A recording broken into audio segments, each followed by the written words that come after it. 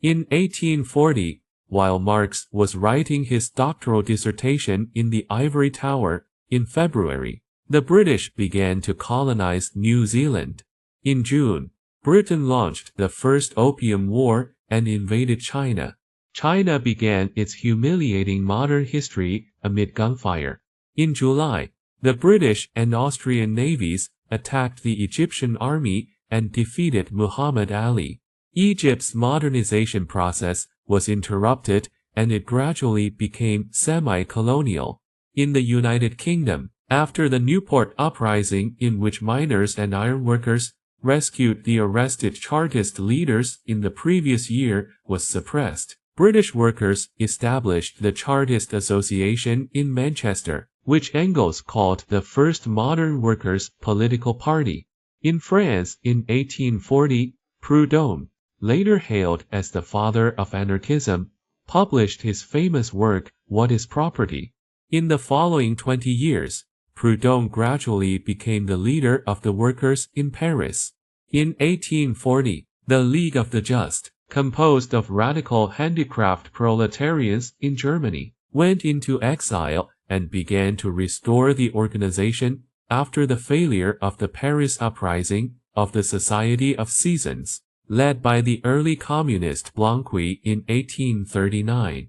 The professional revolutionary shaper, the cobbler Heinrich Bauer, and the watchmaker Joseph Maule from Cologne restored the organization in London. The tailor Weitling established branches in Paris and Switzerland. They widely absorbed German handicraft workers who immigrated to various countries, and became the foundation of the later Communist League, of the First International Communist Organization. In 1840, Mikhail Bakunin, later the father of Russian anarchism, was studying Hegel at the University of Berlin with Turgenev.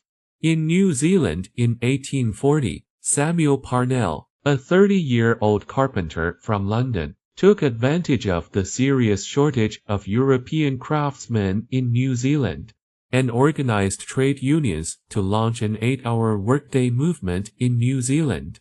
They informed every new immigrant arriving at the port that an 8-hour workday was implemented here, and those who violated it would be sent to the port and expelled.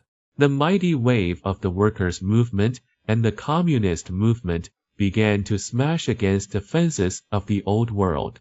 At this time, the 22-year-old Marx had not yet paid much attention to and understood socialism and communism. The 20-year-old Engels was still a commercial apprentice in Bremen and had just turned to the young Hegelians. We once again see the truth of historical materialism. It is not Marx and Engels who created and incited the communist movement, but the communist movement that shaped Marx and Engels.